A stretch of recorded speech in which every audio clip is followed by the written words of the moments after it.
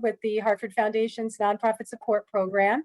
And I want to welcome you all to today's session, which is on succession and sustainability planning.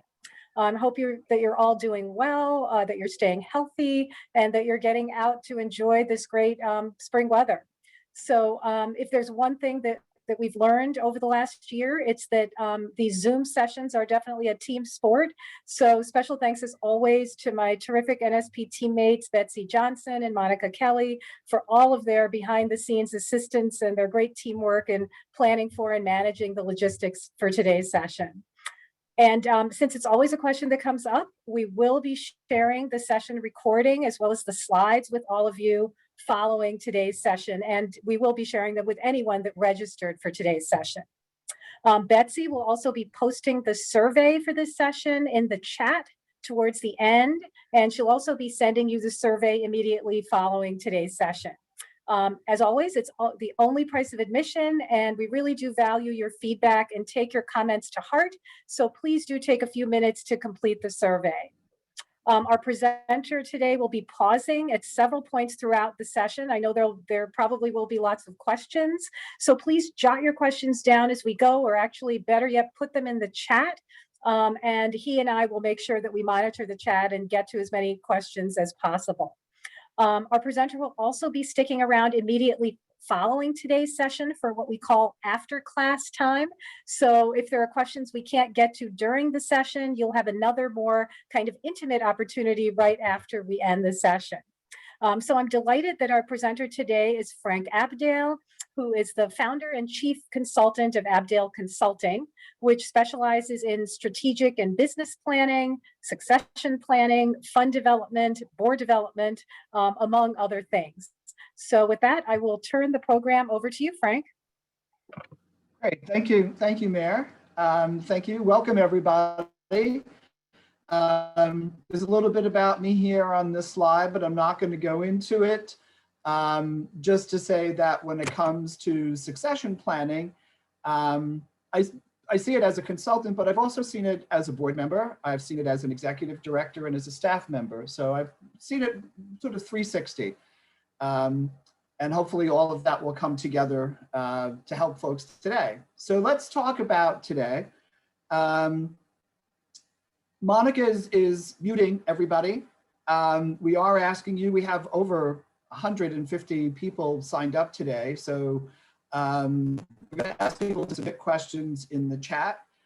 As Mayor mentioned, we have several components to today's presentation, and we're going to invite people to ask questions after each segment, and we'll have a general Q&A at the very end. As Mayor mentioned, you'll get a copy of the slide deck as well as a link to the recording. One question I have for folks is there anybody who's here who, for whatever reason, would be unable to access the chat? If you could just let us know. I can't see folks, but if there's a way to let us know that chat is not an option, we could maybe ask you to do a physical hand raise if that's possible, so we could answer a question. Okay, so before we jump in, it's helpful to, in any community gathering, to have some agreements, to have some meeting norms. We pre-populated them today in the interest of time, but we ask you to please be present to participate. When you do share something, if we do get into Q&A, to mind your airtime. Like I said, 150 people, not a lot of time and a lot to cover. In asking questions, to avoid cross-talking or commenting on someone else's response, using I statements. I think, I feel, I understand, I experience. If you hear anything that is different from what you think, to respect that, to assume best intentions, and to maintain confidentiality. We're going to invite people to talk about challenges they may have within their own organization. So we want this to feel like a safe space. And if there's anything else that you feel we should agree to that you think would make this feel safe for your participation, just add that to the chat if you would. and we'll take a look at that. So I'm going to assume that everyone's okay with this. If you're not, you'll sign off. If you're staying on, we'll assume it's you're okay with all this. So what do we want to do today? We want to look at succession planning beyond just the CEO transition. That's very often what people think about. We want to talk about the components of various succession planning scenarios. We want to talk about this as a board responsibility, not just for the board itself, but throughout the entire organization and where the board plays a role. We want to talk about where you might have challenges with succession planning. We're going to do an overview of a CEO transition. We could spend this entire session and more just on CEO transition. But we're going to do a broad view of that. And we also want to tap into the wisdom that's here. We don't want to assume I'm the only person who knows anything about this or has any experience with it. So please, if you do, feel free to jump into the chat to share a story, share a resource. We'd love to hear from you too. And we are going to collect resources as we go along. And along with the slide deck after the session, we'll send out links or materials that are in response to Q&A. And we're also going to look at next steps and ask you at the end, if there's time, what you're going to do with this information. It would be interesting to know how you're going to apply anything that you might learn today. So let's start with this. Like, why are you here? What brought you here? What would you like to take home? If you could just take a moment and start putting some of those responses in chat, that would be really helpful. We'd love to see why folks are here.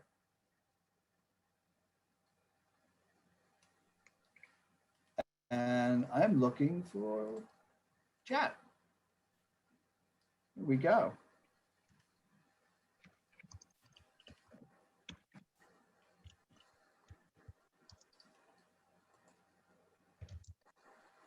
Anticipating a change, learning about timeframes. You're working on updating succession plan. That's great. That means you have one in place. Cool.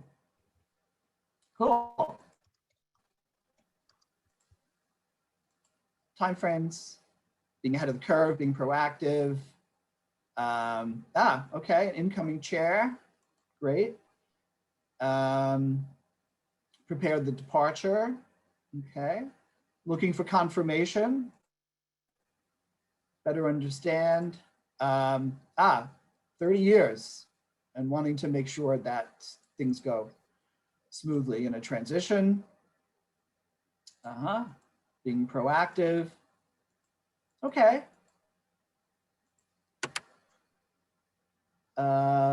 Yeah, working on how to adopt it for a small board or small organization. A lot of what we'll talk about, some things may be more applicable to larger organizations, but some of it will be applicable to any size organization and any board. So we'll make a note of that as we go along. So I'm going to move us on. Please keep putting those in the chat because we'll refer back to those. And that was really helpful to see what folks are interested in. Okay. So let's move on and talk about why we do succession planning. What's the point? Well, first of all, it's a best practice for the board and for staff. You create a culture of continual improvement at every aspect of the organization. It can help ensure resilience, sustainability, it's part of risk management, definitely informs your resource development, your fundraising and your budgeting processes, and it informs your recruitment and development efforts once you have people on board, both the board and staff. So lots of reasons for doing it. What we're going to look at today are these succession planning scenarios. So first, we're going to look at emergency. We're going to look at the executive transition. Actually, we're going to save that for last. We're going to look at leadership development / succession planning for staff, as well as for the board. So first poll we're going to do is, which of these scenarios is of most interest to you? That might give us an indication of where we can dwell a bit and where we can move a little faster, perhaps. So Monica, I think you're doing the poll. Let's see what we've got here so far.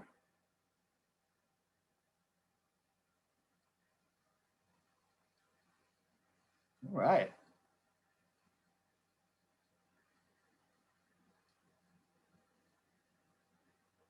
Okay, it's interesting. Emergency is not that big an issue. We'll hopefully assume that that's because you already have one in place. Executive transition, pulling out ahead, and leadership development for staff and board are pretty much neck and neck. Cool, that's interesting to know. All right, so we're going to talk about, oops, where are we? Okay, great. So we are going to talk about emergency succession planning first. If I can get the slide to move, there we go. So the emergency succession plan, it's, first of all, it will identify the circumstances under which you activate the plan, clarify the board's role in appointing an acting or interim, if it's the case of a CEO. It'll define the authority and restrictions of whoever is acting as an interim, whether it's somebody from outside or inside. It's going to tell you who's going to step up or step in, and ideally includes the outline of a communications plan for any kind of a transition. Basically, it's a huge inventory. It's going to tell you about document location, where your key government documents are, where your financial information is, stakeholder info, HR, facilities, etc., insurance. These are all things that in an emergency, somebody stepping in can just hit the ground running. And it's also helpful, someone mentioned just before, one of the reasons they're here is that they want to update an existing plan, I think. So the emergency plan would say how often you revisit. So for example, if you change insurance companies, you'd want to go into your emergency succession plan to update the contact information there. And then there's the signatories of the plan, of the emergency plan, but also who can sign a check for the organization, who has access to that, and how do you get a hold of them?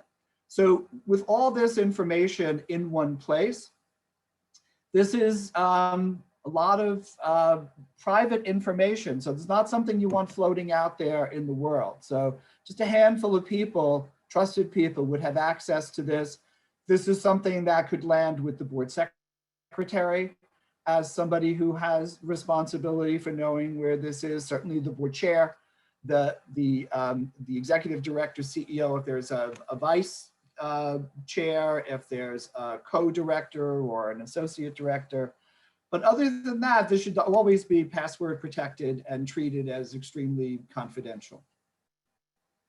So question, poll number 2, how many have an emergency succession plan in place? Yes, no, maybe. Maybe could be the answer if you're not sure if you have one. But no matter what size organization you have, this is something you need to have. And part of the board's responsibility here is ensuring that this is in place. It's not necessarily their job to do it, but it's certainly their job to ensure that this is in place and to understand in an emergency what's expected of the board and what the board's role is going to be. So, okay, so really more than half do not have one. A good 25%, 27% of folks aren't sure if you have one or not. So just a small percentage of people who actually do have one. So one of the things we are going to share as a resource afterwards is we'll share a template for an emergency succession plan. So it's not something you have to pull out of thin air. We'll actually send you a template that could get you started. Okay. So, but this wasn't of much interest to folks, so I'm just going to move us on.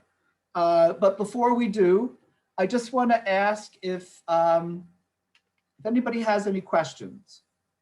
about emergency succession planning before we move on to the next segment? You can put those in the chat.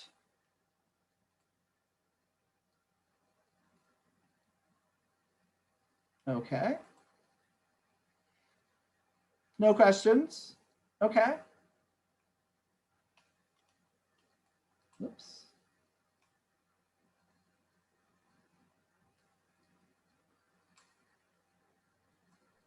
Hey, Oh, Frank, is it the same as a continuity plan? Yes, ma'am. I was just going, I didn't know if you saw that question. I was going to bring it to your attention. Oh, okay, thank you.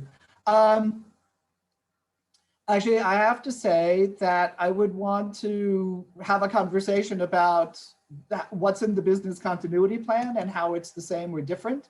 I imagine that there's a lot of similarity between the two. But before I say yes, it's absolutely the same, I'd want to take a look and respond back. So we can, why don't we say this, we're going to share the emergency succession plan with you, a template, and if it's not the same as business continuity, then happy to have a conversation about what the differences are. Don't know if you have questions until you see the template. Okay, there are no silly questions, first of all. But what would you consider an emergency? Less than 4 months notice, less than 1 month's notice?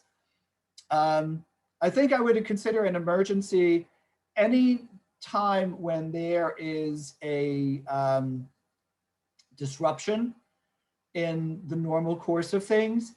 And we're going to get into planned scenarios, short-term, longer-term, planned, unplanned. So that may answer the question about less than 4 months notice, less than 1 month notice. Sometimes the notice is overnight.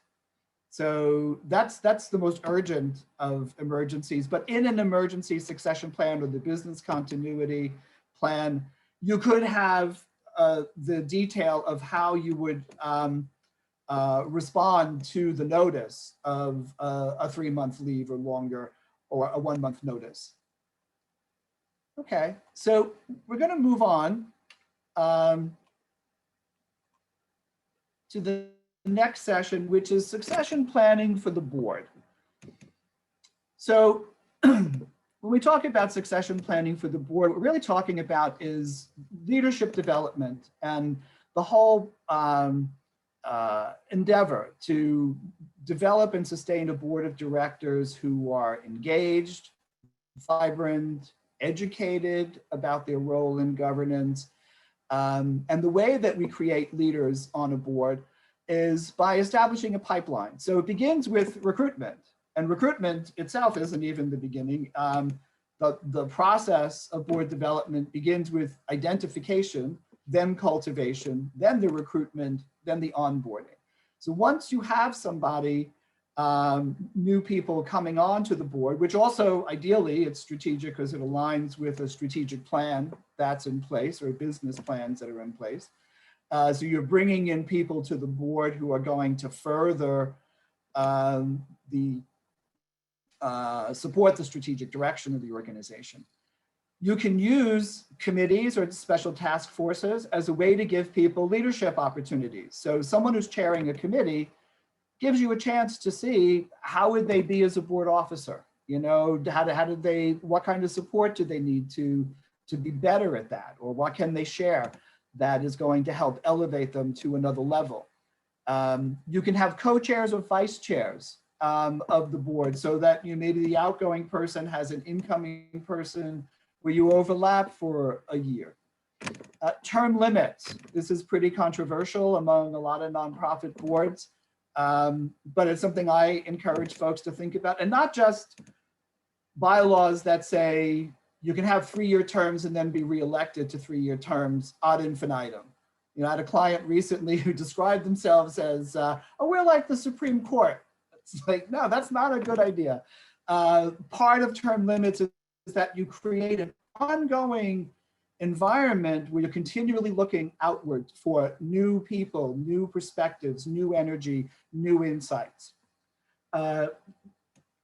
cycling people off the board doesn't mean you have to lose them. There are other ways. Again, we could spend a whole session just talking about term limits, but it does help in keeping the energy going and keeping that outward look so the board doesn't become too insular.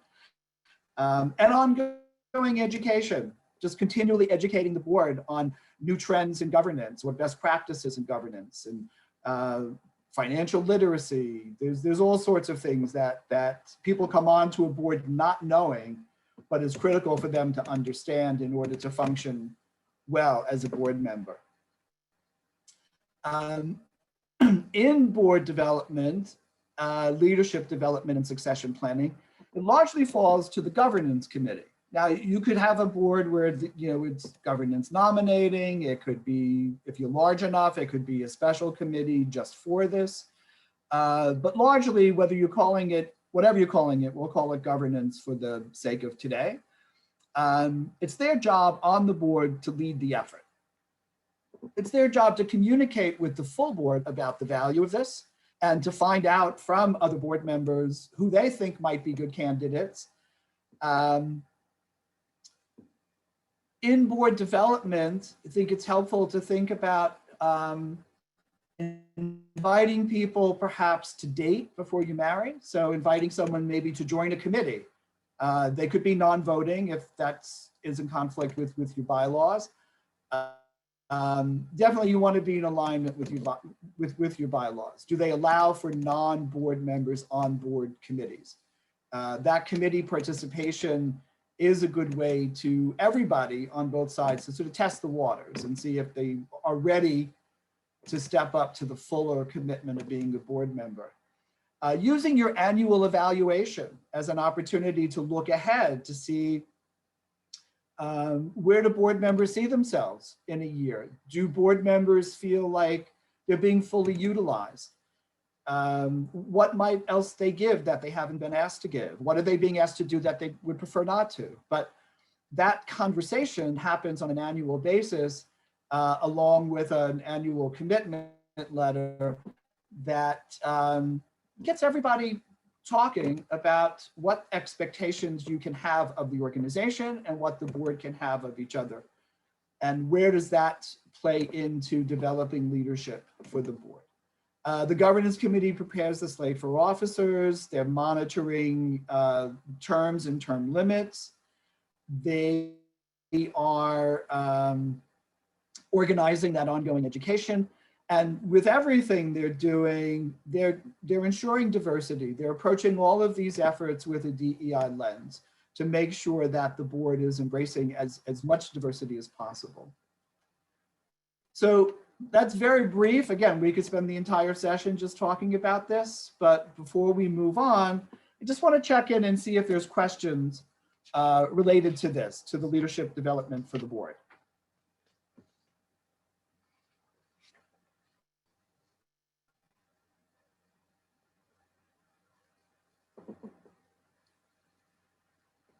And how are we doing?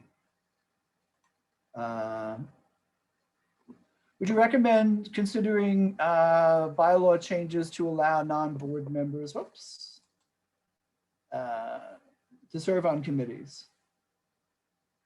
Yes, absolutely. And there may be some places where they're not appropriate. So,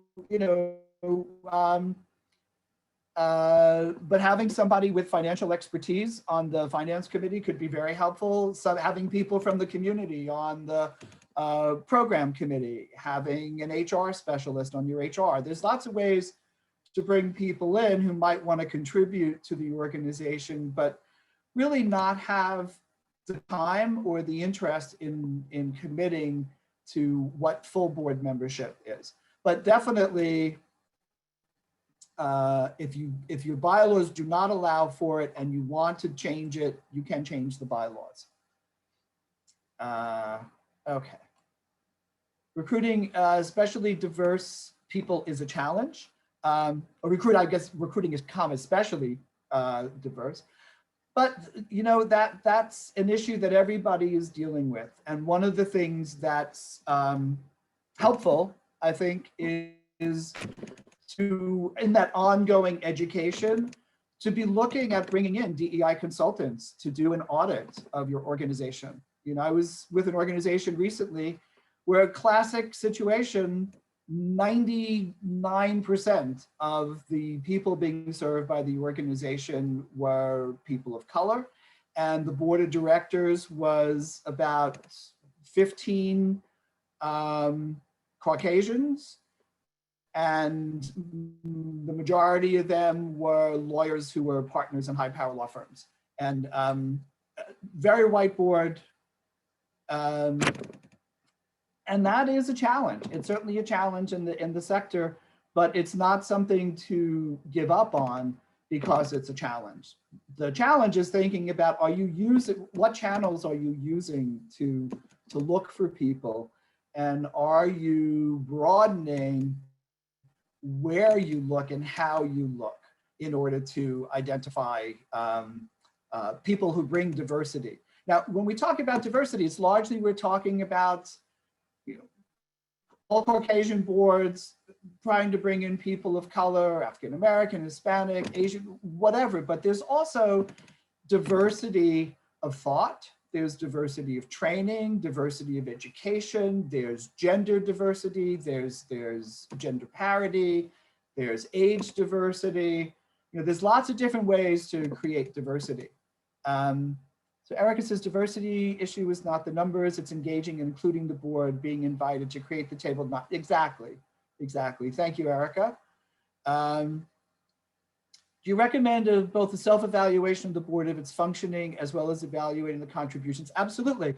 That there should be an annual, at least biannual at the very least, of the entire board assessing itself, but that annual conversation with each board member between, let's say, the board chair and each board member about how they're doing. And it's not a report card. It's about how are you doing? How are you feeling engaged? Are we using you enough? Are you feeling like you're contributing what you have to give? Are you feeling challenged in any way? So yeah, absolutely an annual conversation one-on-one and an annual collective evaluating. Can the executive committee serve as a governance committee? They could. If you're a small board and you don't have a lot of folks, they could take on that function. It depends on what else they have on their plate and how else they're functioning. Do you have an example of an annual board eval? Let me make a note here. I'll see what we have and see if we can add that to resources that we share afterwards. You could also look at things like BoardSource's website. They would have tools, just to be transparent. I'm what BoardSource considers a certified governance trainer, which means I went through a pretty intensive training with BoardSource, and now I drank their Kool-Aid, and now I talk about them. So they are one of many resources out there. Yeah, and DEI, the great point. DEI is ongoing work. It's not something you achieve and then you're done. It doesn't end. Very good, Andy. Thank you. Would be interested in ideas on how to keep former board members engaged. Well, certainly you can have, they could continue to serve on a committee. If the person has always been like a key to organizing the annual gala, they could still do that work. You can create like a advisory council. One of the things I do recommend to people is you don't call it an advisory board. If you're going to collect experts to support you, there's only one board, and it should be called the board. So anything else is advisory council, institute, whatever else you want to call it, just don't call it a board. But it is a way to tap into that institutional history, the knowledge that people have had if they've served on the board. But to be clear and to be fair, if you're going to do that, be clear that understand that that involves management. It has to be an authentic engagement of people. You can, some organizations I've seen, they just use that person as board emeritus to keep a well-known name on the stationery. There's lots of ways to keep people engaged. Primarily, you could start with asking them, how else would you like to be engaged? If you're not going to be on the board, what else do you see yourself doing? And I just stepped off a board. We had term limits, three-year terms. And that meant I had to leave after 9 years. And if I tell the truth, I left after 10. But I'm perfectly happy with being on call to anybody, but I didn't want to join a committee. I actually wanted the break. So, you know, how does the person leaving feel? Okay, any other questions here?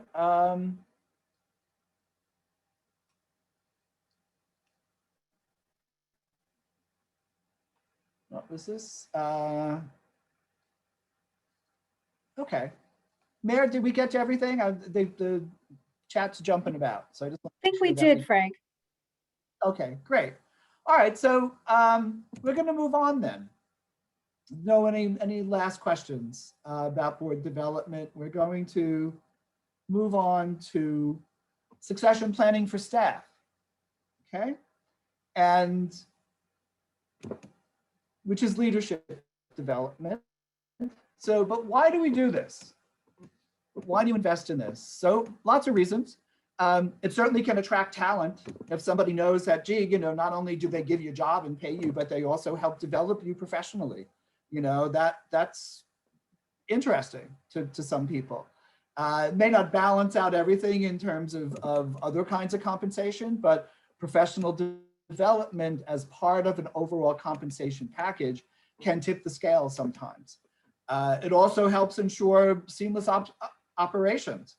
If you have, you know, cross-training, and this is hard, acknowledge it's hard in smaller organizations, even bigger organizations. It's not like everybody who has a full-time job isn't working full-time, but having some cross-training can be absolutely critical, certainly for critical positions. You know, early on, I worked for an organization that delivered food to people who were homebound. And very, very early on, we had an IT person who had, for lack of funds, actually created, you know, jerry-rigged this whole system, was the only person who knew how it worked. And every morning, the head of delivery, the head of client service, everybody had to stand there with their hat in their hand, waiting for the reports to be generated by this one person who thought that by keeping it close to their vest would ensure job security. In fact, it had completely the opposite effect. When they were asked to document, they refused.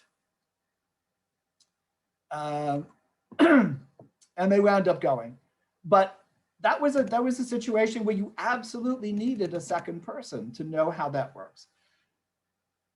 Cross-training also, or supporting people, allows you to hire from within. So you have people who are already part of the culture, who bring institutional history, memory with them, and gives people, other people on staff, the view that, hey, there's a path for me here. I can go somewhere from here, which contributes to retention, contributes to satisfaction and productivity. There's lots of studies out there that show, you know, the more satisfied people are, the more productive they are. It's the way it works. It's also a way, you know, just to let donors know that you're protecting their investment by investing in the people who are doing the work that they're supporting. And that no matter what happens, the work will continue and their investment will continue to have an impact. And you maintain institutional memory. So lots of reasons why this is not a full list, but it's a start. And then how do you do that? You know, how do you create that pipeline? Just like you would on the board create a pipeline, how do you create a pipeline for staff development? So there's the cross-training, which we mentioned. There's special projects and task forces, which you can assign a staff person to that gives them a chance to do something other than their day-to-day job, as long as that stays good. You can involve them in strategic planning, certainly in implementation. The biggest fail I see in strategic planning is that people plan without involving the people who are going to implement. And then once that the strategic plan is done, it's one of the main reasons plans sit on a shelf after all the investment of time and energy, is because the people responsible for implementing were not involved in the design. So including people in that and helping them design implementation is a great way to see how strategic somebody is, see how creative someone is. There's outward facing. So we could do a whole session on advocacy, and I absolutely strongly recommend that every nonprofit should be involved in advocacy at some level. And that if you're involved in that, there are coalitions, there are boards of other organizations, there are professional associations that people can be part of. So give staff an opportunity to be out there representing you and operating, maybe getting entree into a room they otherwise wouldn't have entree to. If they're going to join a professional association, you pay their dues to make it possible for them to do that. So it's not coming out of their salary, but you can have an expectation that if you're paying dues to be part of an association, you want to see that they're genuinely participating. Are they volunteering? Are they on a committee? Have they taken on any kind of leadership role within that association? So there's lots of different ways to direct people outwardly to give them a chance to up their game. They could be a liaison with a board committee. Now, generally, let's say for a program committee, you might have your program director obviously would be there, but maybe somebody on the program team who is junior but is promising, they could come and take minutes for the meeting. You know, there's a way to get them in the room to witness how strategy sessions work and who the players are. Give them a chance to show up for people. There's training, education. The best thing that ever happened to me, one of the reasons I'm here today, is because 25 years ago, my boss sent me to a public speaking class. And I went from being completely inarticulate in front of a room full of people to being comfortable. And I've passed this on to staff of my own when I've been an ED. I had a young woman working with me who was just so smart and so good. But she was the shyest person on the face of the earth. So we sent her to, I think it was the Dale Carnegie Public Speaking and Human Relations, which transformed her into a person with confidence, so that you could take all of that talent and elevate it, put it out there in a very more impactful way. So not all that much money for things like this. And there's other ways to provide training that don't cost a lot. And then paying competitive salaries. This is a huge issue in the nonprofit sector, is that, you know, there's a lot of, I don't know how to describe this, but there's a lot of sort of 19th century, 18th century charity headspace where people think that, you know, we do good work and we can't afford to pay a lot of money. You know, we need all this money to go into program. We can't afford to pay salaries. Well, if you can't afford to pay salaries, you're going to find yourself in a situation very often. We bring people in who don't have skills, you train them, and then once they're trained and they have the skill, they're going to move on to someplace else who can pay them what they're worth. And this is a place where we circle back to the board, because in order to pay salaries, very often salaries such as whether it's in resource development, HR, these are not salaries that are going to be funded by a contract. These are salaries that have to be paid for with non-restricted funds, which means fundraising. And that's where the board comes in, is the board has to vote on those salaries. They have to make a commitment that the money is going to be there for that. And part of that commitment is their own commitment to ensuring that the organization has the resources it needs in order to pay this and to pay for other expenses. So that brings us around to board fundraising, which again could be a whole other session about the board's role in fundraising. But when you think about, when we were talking before about strategic recruitment, that one of the things to be thinking about is how comfortable is this person going to be with fundraising? You don't ask someone to be a fundraiser after they've joined the board. Now, of course, things happen. There's life cycles to boards. Very often, in smaller organizations, startups, people come onto the board very programmatically focused often. And then there comes a time when they really need to transition to being a fundraising board. And that's a whole other challenge in and of itself. But being able to pay a competitive salary, although I was with one organization, I was on a board where the common complaint was that we train people and then they leave. And my thought about that was like, well, let's just embrace that. Let's just say that's who we are and that's what we do. If the ED and fellow board members don't feel that we can raise the money to pay competitive salaries, then let's embrace the fact that we're basically a training organization and we're contributing to the field by training people and helping them to move on. So we talked about how the governance is responsible for board development. Let's talk about who's responsible for staff leadership development. Just largely falls to the role of the executive director. So it's the executive director who's establishing culture and leading by example in most organizations. And it's helpful as the ED to share and delegate leadership. If you're holding on to all the leadership to yourself, you're never going to give people the opportunity to grow. You need to advocate on the value of professional development to the full board. One of the things I've seen is that when money becomes an issue and the board is looking at, okay, well, we need to balance the budget, one of the very first things that gets cut is professional development for staff.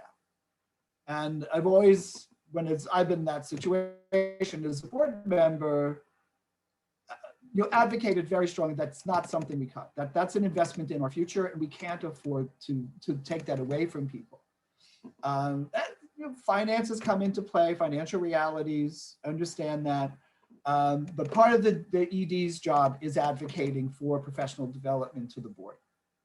It's the ED's job to ensure that there's diversity in that hiring, in that training, in the search. It's also sometimes holding a bigger vision for talented individuals, being a coach, being a mentor, seeing somebody who is talented, but raw. And, through annual evaluations, through mentoring, or giving them someone else to mentor them, helping them see a bigger vision of themselves. And that's been, in my experience, one of the greatest gifts I've gotten over time is whenever somebody who I really respected saw something in me that I couldn't see in myself, or I wasn't confident about in myself, but they saw it and they held it up for me as something to grow into and to aspire to, because people do live up to expectations held for them. You require professional development aligned in every budget. You look at your annual performance evaluations for staff, and is there anything in those evaluations that help identify potential leaders? And if so, when you set goals for people based on their evaluation, where are the goals related to their development as leaders? You can provide them with coaching, education. As I mentioned before, you could pay their dues to coalitions or professional associations. But all of this is really in service to the mission. You're not doing this for the person, you're doing it for the mission. And these are people who are going to help advance the mission. And in order for you to be as impactful as possible, you want to have the best trained, the best motivated, the best engaged staff that you can possibly have. So I'm going to stop there on succession planning for staff and see if we have questions related to this. Bunch of stuff here in the chat. Dan Pallotta's TED Talk. People want to advocate. Great. Great, and someone else has seen it. Terrific.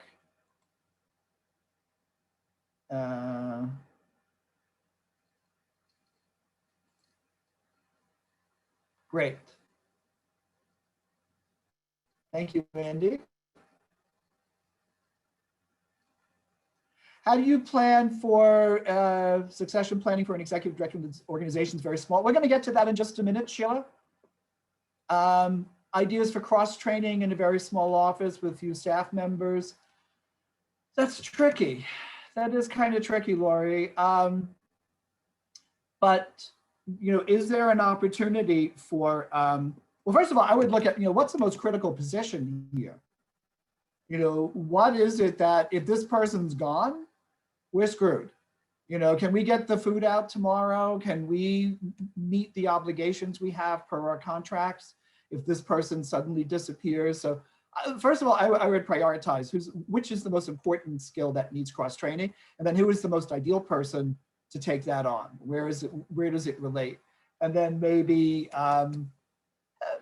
maybe they have a couple of hours a week, you know, where they get together and the person who's doing it is sharing important things to know, or you have like a little mini succession, emergency succession plan that where the person who'd step up knows where everything is. You know, maybe there's a manual, maybe there's a guide that the person doing the job has created that somebody else could step in and follow. It is tricky.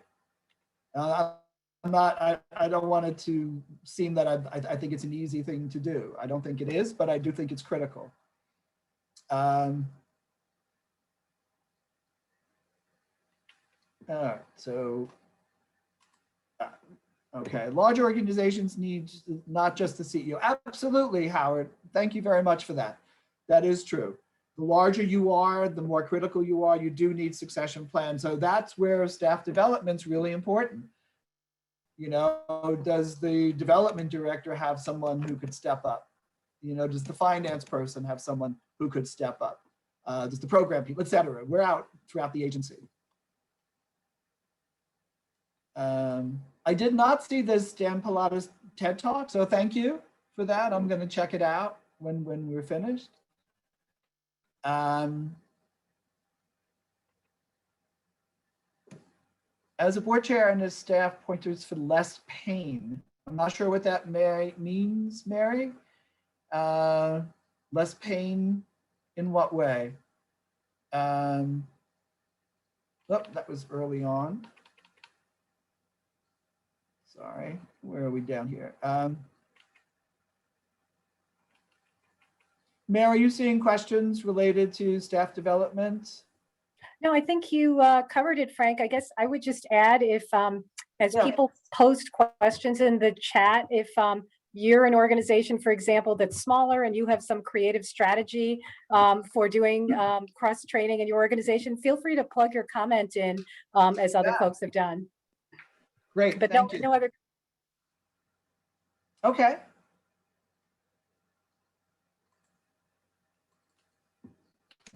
So let's get to the big one then, which is talking about executive transitions. Because we're talking about change here. We're talking about one of the most massive changes an organization can go through. We're talking about one of the most critical jobs a board will ever have to do, which is to identify and enroll a new executive director. And they may also have the challenge of having to get rid of an existing CEO. So we're not going to talk too much about that. But again, we could spend all of our time today just talking about this. So we're going to go over it. We're actually a little ahead of time, which is good. So we have more time for this section than originally anticipated. So let's jump in. So we have different executive transition scenarios. We have the emergency, which we talked about, which is, Something happens. Where is everything? How do we keep the lights on? How do we keep the plates spinning? But in a short-term planned transition, this could be, it's temporary, which could be up to 3 months. And this could be family leave, it could be sabbatical, it could be medically related, it could be bereavement, could even be an extended vacation. And I've seen this where, someone, you found an organization, you work like a dog for like 3 to 5 years, haven't had a break, and it's time. It's time to take a well-deserved, not just a 2-week vacation, but an extended time away. So in that situation, you can have a staff or a board member step up into an acting executive director role. You'd look to your emergency plan for guidance, which would tell you, what you can and can't do in that situation. It gives you an opportunity for overlap on both sides. So you can have overlap before the ED leaves, and you can have overlap when the ED comes back. So there's a smooth transition there.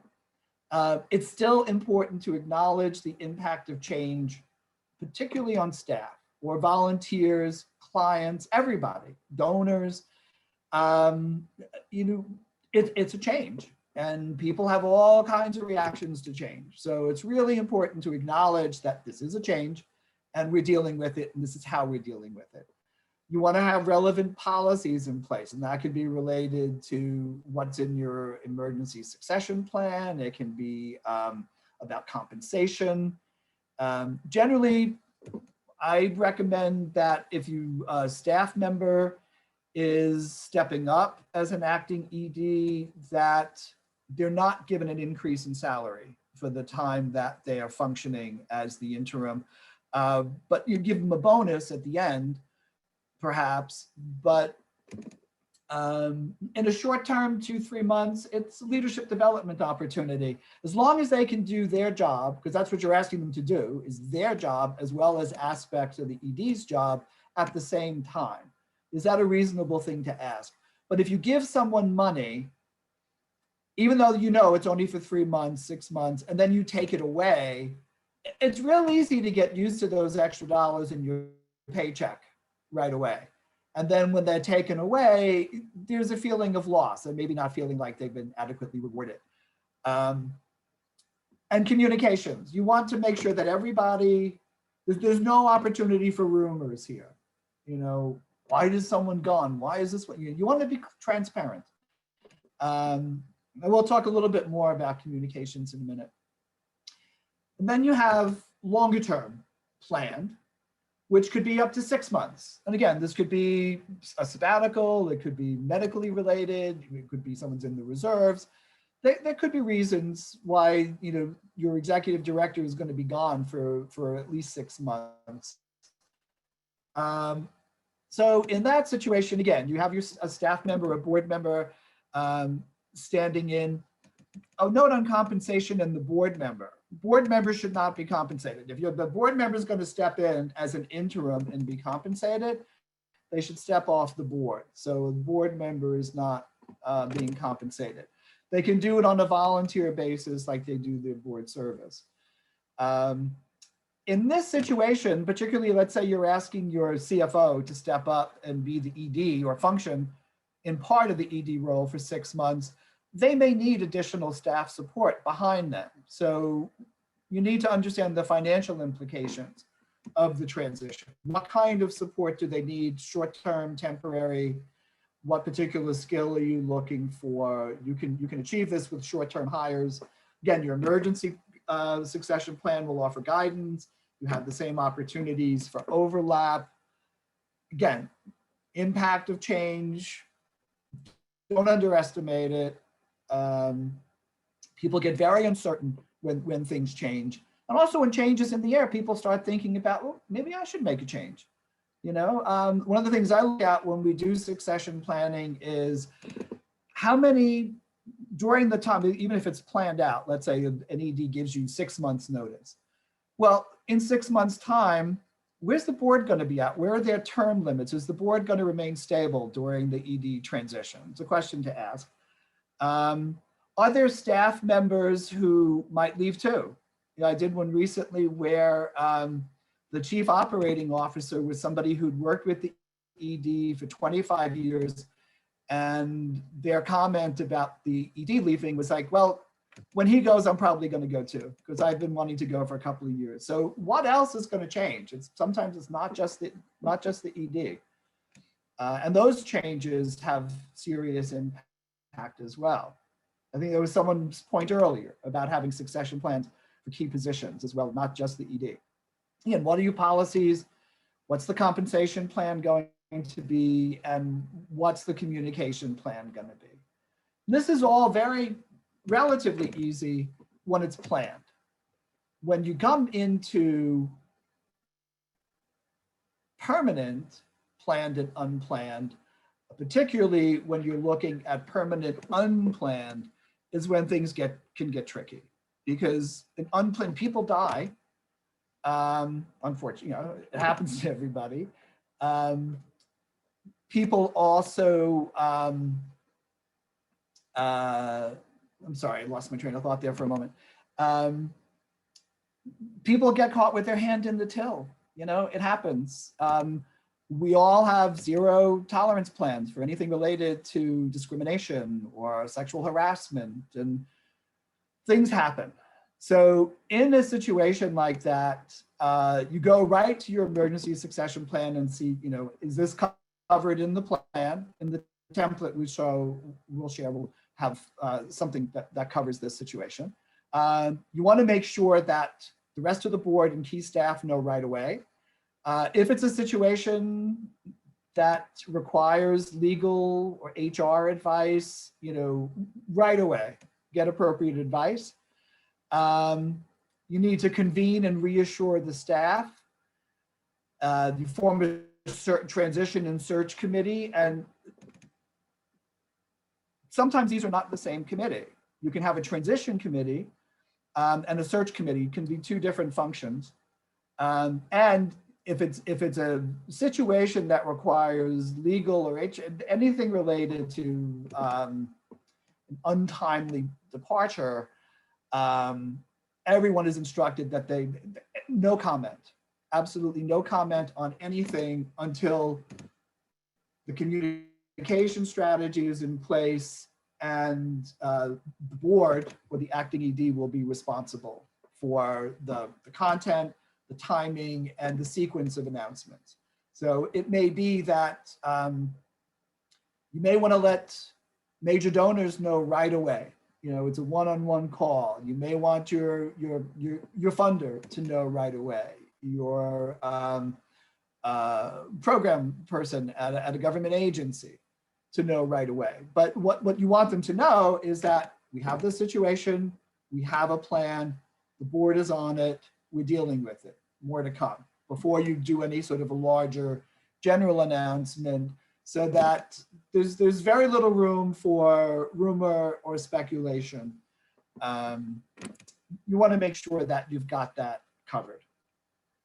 And then we look at the permanent plan, which I want to get into in a minute, but before we do, I just want to come back and see, do we have any questions so far on what we've covered here with ED transitions? So short-term, long-term, or unplanned? What do we have here in chat? Let's see. What about bringing new board members during the transition? Well, if it's part of your plan and this person has been identified, cultivated, scheduled to join the board, as long as they're clear that they're coming on in the midst of transition and they're given the opportunity, it's your call. It's a case-by-case basis. I don't think there's one answer, one size fits all answer here. It may be perfectly fine. It may be something that you do want to hold off on. But again, it would depend on the situation, but generally, I don't think there's no reason. You can bring people on during a transition as long as they're aware that that's what they're coming into. No pay for an interim position sounds like an equity issue. Isn't it better to just be transparent, take this for the extra work? I would absolutely pay someone for the extra work, but I would hold it out as a bonus payment at the end rather than an ongoing payment and an increase in salary and then a reduction in salary. Again, it's your call, and I'm not an HR person. You could seek other advice on this, but I've been in a situation where I was given extra money to step in, and then when the situation was over, that money was taken back. And no matter how much I knew it was only short term, I got used to that extra money, and I was pretty disillusioned when it went away. I started to feel like I was worth that amount of money, and now I wasn't being paid what I was worth. So I'm coming from someplace personal in that, just to be clear. I was interim ED and they gave me a bonus. I think they handled it well. Thank you, Sarah. Great. Have other folks been in this situation or seen things in this situation?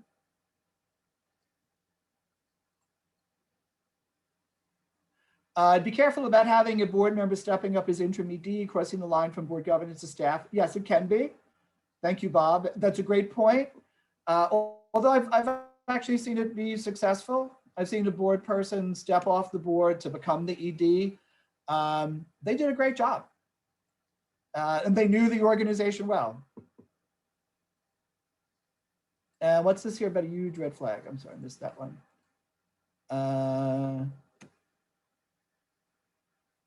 I'm really stuck on no pay. I'm sorry, the chat keeps jumping around. Seems like is it absolutely an equity issue? Can you speak to that? I'm not suggesting that people get no pay for extra work, unless if it's a short term, couple of months, and someone's going to get to step up. You can also think about a bonus for them, but sometimes it is. You're right. It can be an equity issue.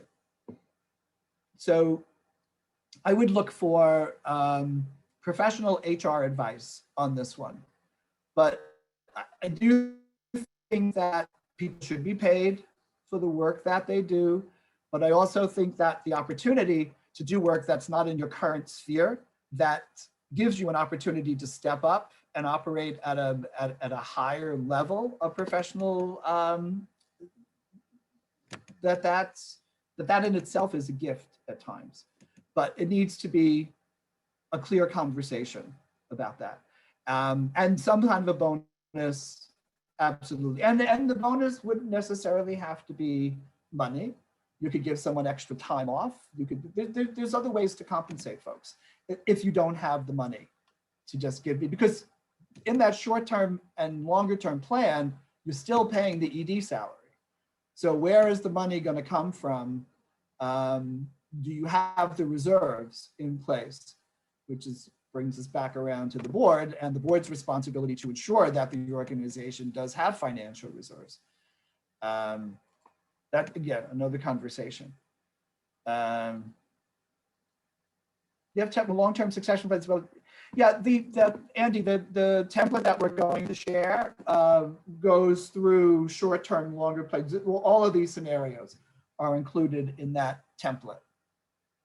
And one of the resources we're going to send is, of all places, the Federal Reserve Bank of Kansas City has an incredible CEO transition toolkit.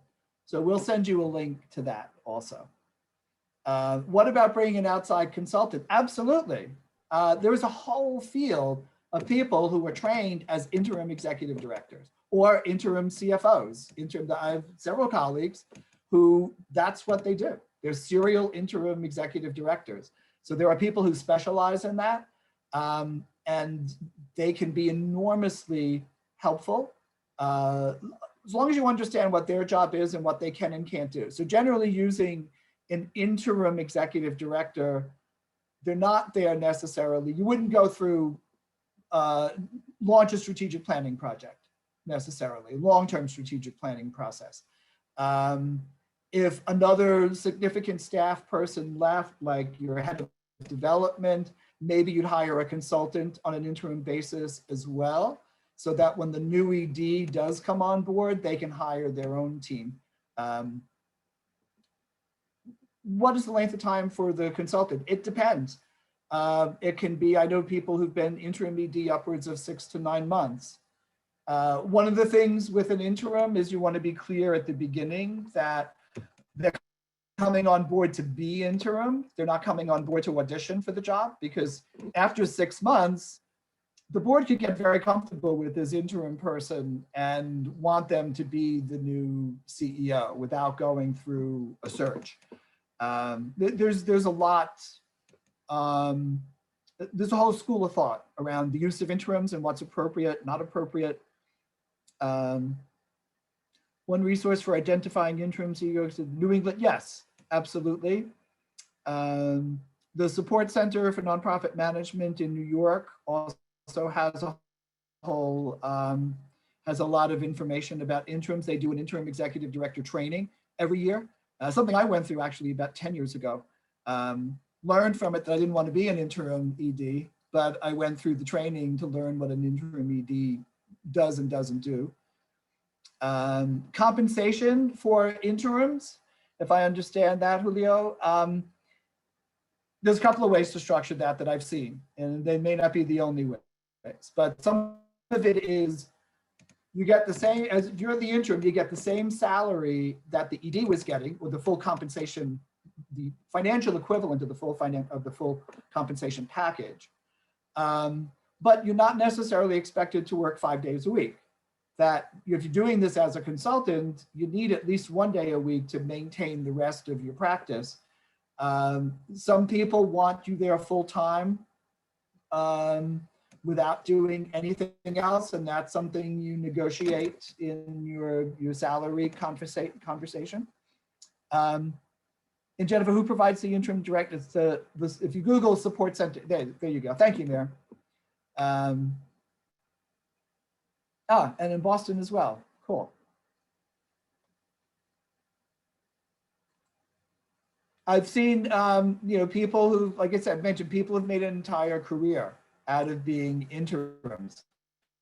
There's a guy, Richard Burns, who has, I think, pretty much transformed the entire LGBTQ nonprofit sector in New York by having been serially the interim executive director of every major LGBTQ organization over the last 15 years. So some people have a specialty in a particular field. Other people have a specialty just being interim. They don't necessarily have the content expertise as well as the interim ED expertise.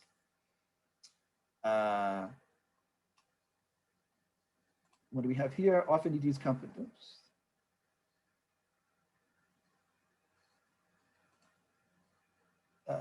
Sorry, I'm just trying to see what the chat says here.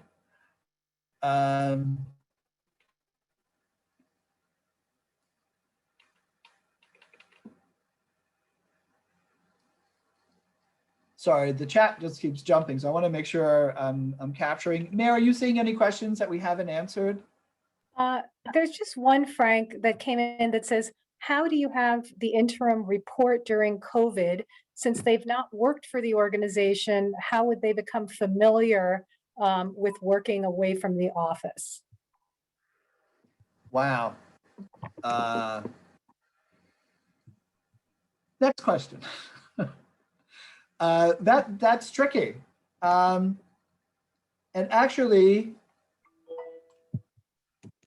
I'm trying to think now.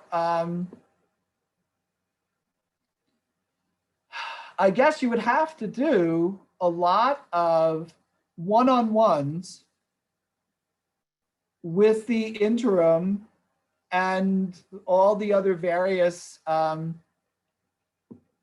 people in the organization who are also working interim, working full-time, not interim. So how do you have them report during COVID since they've not worked for the organization? I don't think they're familiar with working. They would,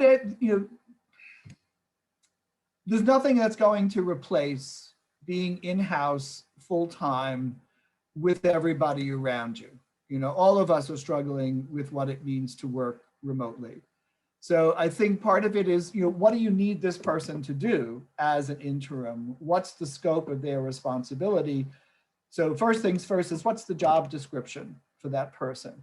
And what's your expectation of how they're going to function and what results are they going to bring in that role? How would they become familiar with working away from the office?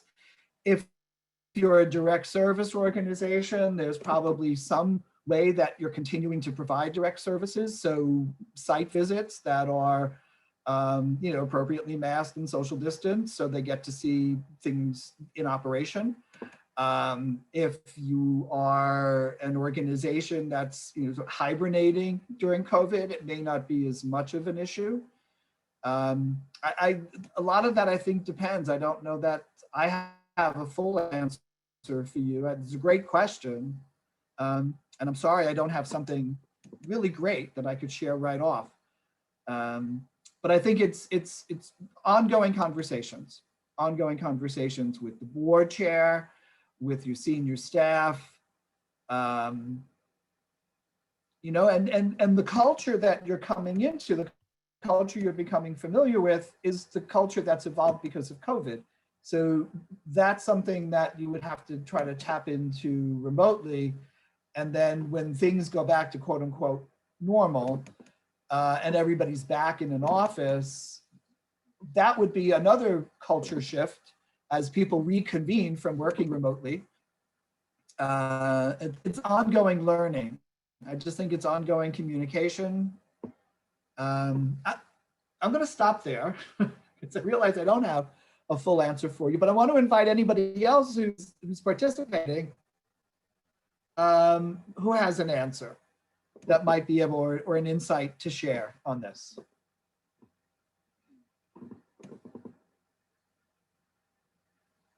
Yeah, thank you, Mayor. That's a good point.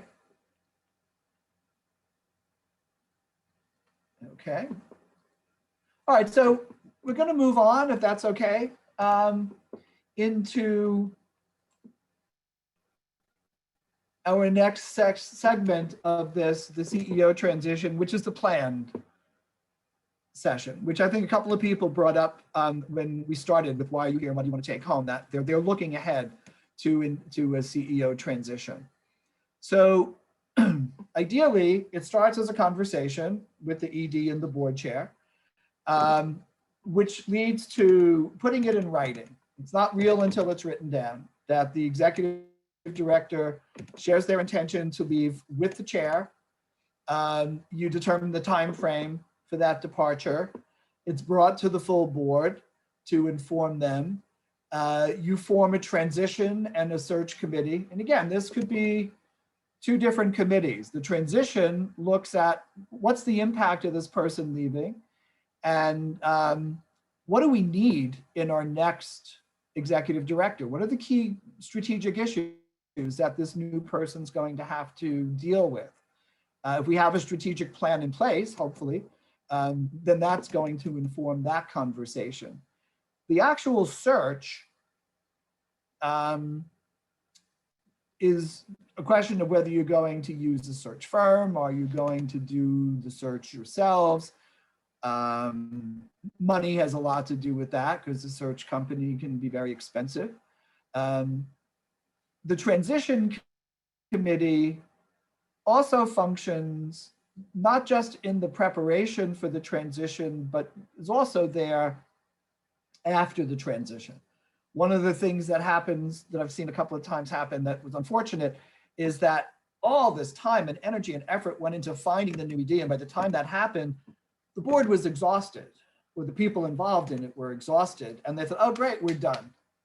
And then that new ED was just thrown into the mix, and it didn't work out.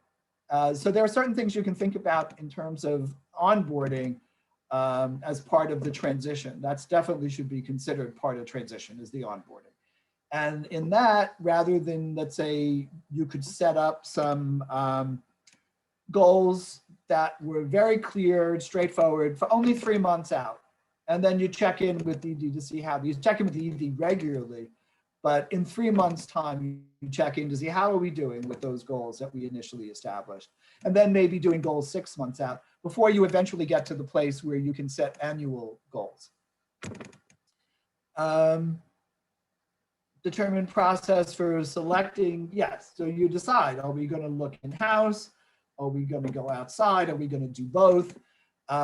Sometimes you can have somebody who is in-house and thinks, well, once they leave, that's my office. That's my gig. I'm going to move right up there to the corner office. But the board may not think so.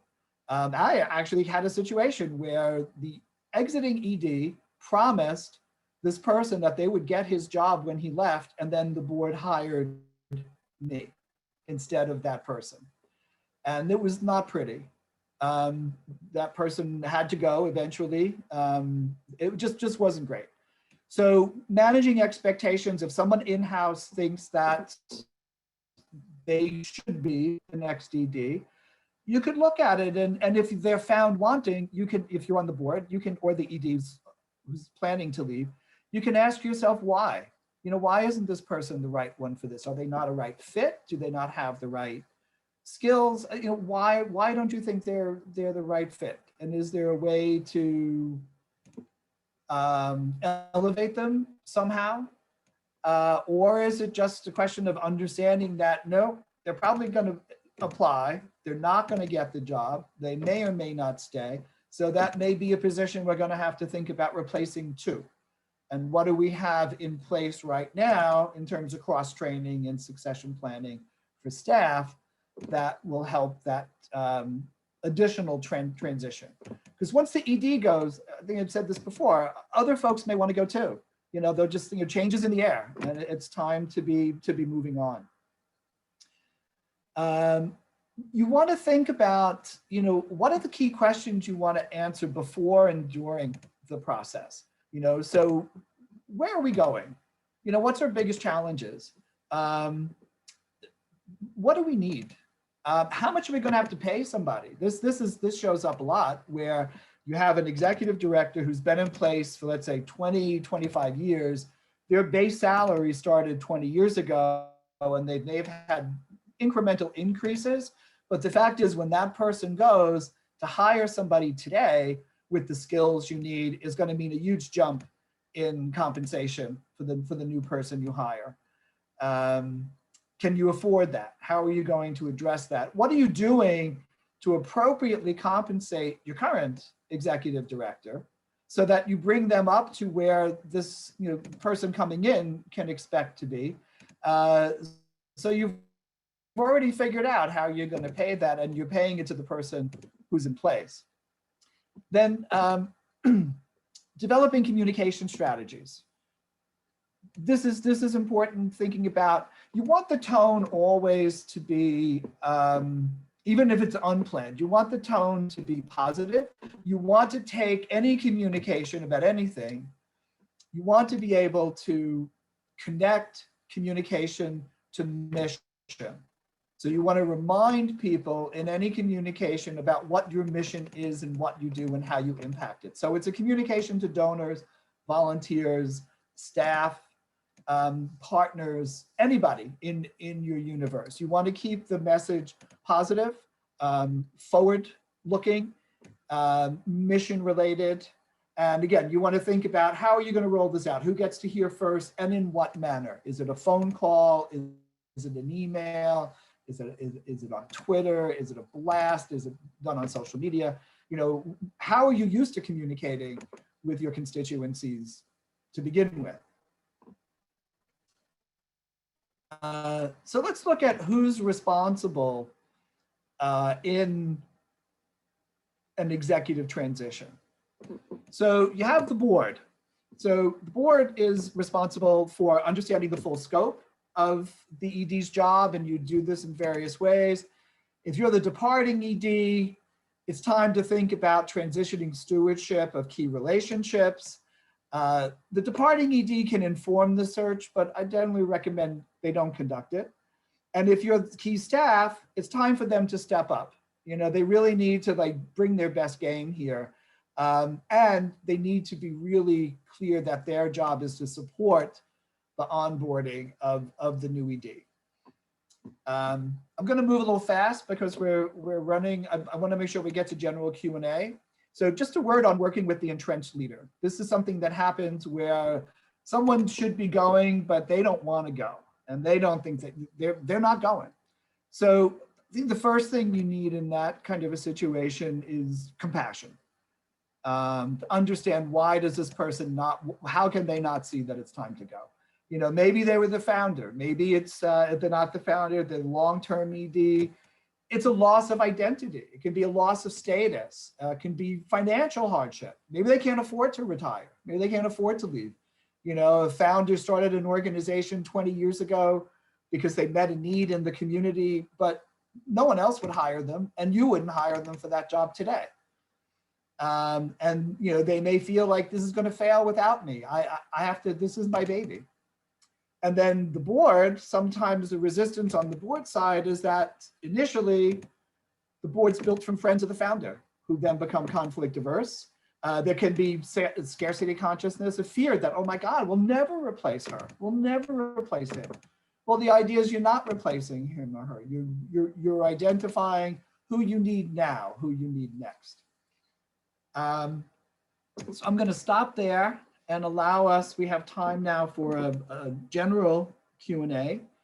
So any questions? I know I just downloaded a lot of stuff. So what do we have? Any questions for comments from folks, things people want to share, experiences? Frank, there's a question that came in that there's a situation where there's a senior staff person who's interested in succeeding the executive director, but the current executive director and board don't think it's a good fit. And the concern is that the staff person may be sort of centering their career planning on this position. So what do you do? That's that's tricky. But I think, you know, in any case, clear, open, honest communication is always the best route. And that the annual evaluation can be an opportunity to ask this person, where do you see yourself in 5 years? Where do you see yourself down the road professionally? I think it's a good question to ask everybody, because that could indicate what kind of professional development somebody needs. So if this person in that conversation says, well, you know, when mayor leaves, I see myself stepping up into mayor's job. And that's an opportunity to say, well, that's interesting. And then you can go from there. Like, why would you want to do that? You understand that we certainly can't ever promise you that, you know, if and when the time comes that I go, the board will do a search and they may invite internal candidates to apply, but they're definitely going to do as wide a search as they possibly can in order to do their due diligence. So I wouldn't count on it necessarily. And if moving from your current job to an executive director position is something you see as a career goal for yourself 5 years down the road, I'd love to support you in exploring that and understanding where opportunities are. You know, move yourself into maybe a mentor role with that person. Again, it's a case-by-case situation. I don't know the personalities, I don't know the culture, but I think being open and transparent is always the best way to go. Do you think that answered it? Yeah, and then there's a couple of questions, Frank, in the chat about communicating to staff. When do you tell the staff? And then also in a smaller organization, what's the sequence and when is it appropriate to tell the staff? Okay, well, let me just close this out for a sec. I think that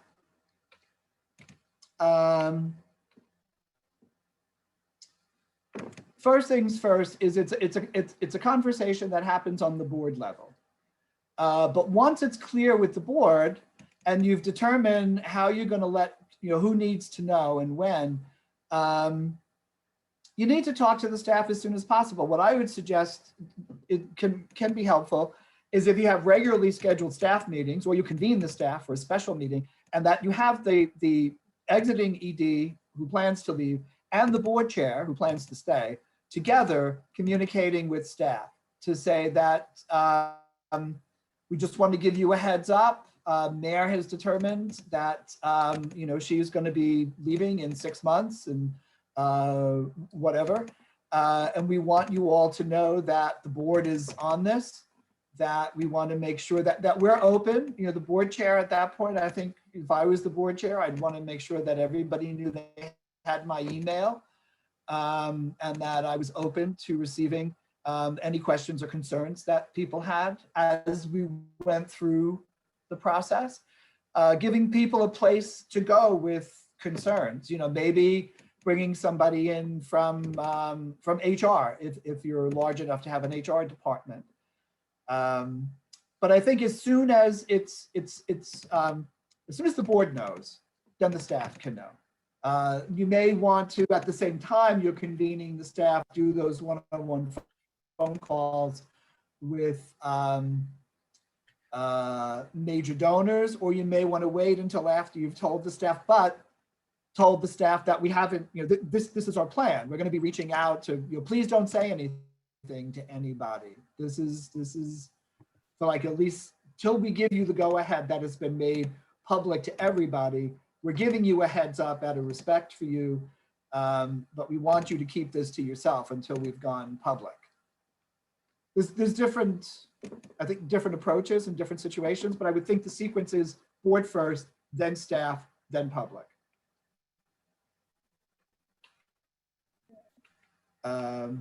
What else? Do we have other questions? So Frank, there's a question about what's the optimum lead time for the executive director to give the board? And is there any legal responsibility to inform them in a certain amount of time? Can you repeat the last point about the legal? Is there any legal sort of obligation to inform the board within a certain amount of time? Not that I'm aware of in terms of legal. I think that once you've made up your mind to go, that the conversations with the board chair, and then it's the board chair's job to communicate that information to the full board.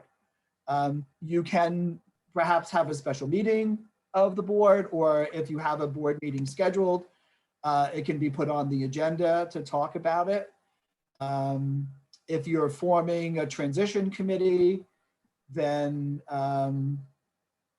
you want to determine who's going to be on the transition committee and what's the relationship going to be in terms of communication between the transition committee and the departing ED. And I think I didn't answer the first part of that question. Which is what's the sort of optimal amount of lead time to give the board? Oh, okay. Well, it depends. It really depends. It depends on the size of the organization, the scope of work. It depends on the plans that the new ED has. If the new ED has actively searched for a new position, they may be limited to whatever agreement they've made with their new or next employer. If you're thinking about, if this is a retirement situation, then at least 6 months, I think. And if you are thinking about retiring, I always suggest that you think about retiring in spring versus winter, because once you retire, it's nice to have those warm days and clear skies and warm weather, and to adjust yourself to the transition, versus retiring in December or November when you have a long expanse of cold, dark days ahead. So, but I think 6 months would be fair if you're thinking about retiring. That's gives people plenty of time to digest and think about what the implications are, to do the research they need about what's going to happen next, what else is going to be changing at the same time as this change. 3 to 6 months. Hey, Frank, it's 1:30, so I know Okay. that I just wanted to let folks know that Frank is sticking around for a few more minutes. So Yes. if you have other questions, please, if you have time, you can stay on with Frank. And if you have to go, that's fine too. But I just want to thank everyone for coming today. As we posted in the chat, the session recording and the slides will be sent to all of you and to anyone that registered. Betsy has also posted the survey in the chat, and you will receive that by email. So please, please do fill out that survey. We read all of them and we use them to make decisions about future webinars. And I wanted folks to know that we have some upcoming webinars in May that you'll receive invitations for, but just to get them on your radar, we're doing a session on the board's role in stepping up during COVID and beyond. We're doing a session on scenario planning, and there will also be a session on legal issues in managing a remote workforce. So again, you will get invitations and dates for all of those. But I just want to thank everyone for being here today. I want to thank Frank for his time in preparing for and delivering this session. And as I said, please stay on if you have additional questions that you'd like to ask Frank. And if not, take care, everyone. And thanks for being here.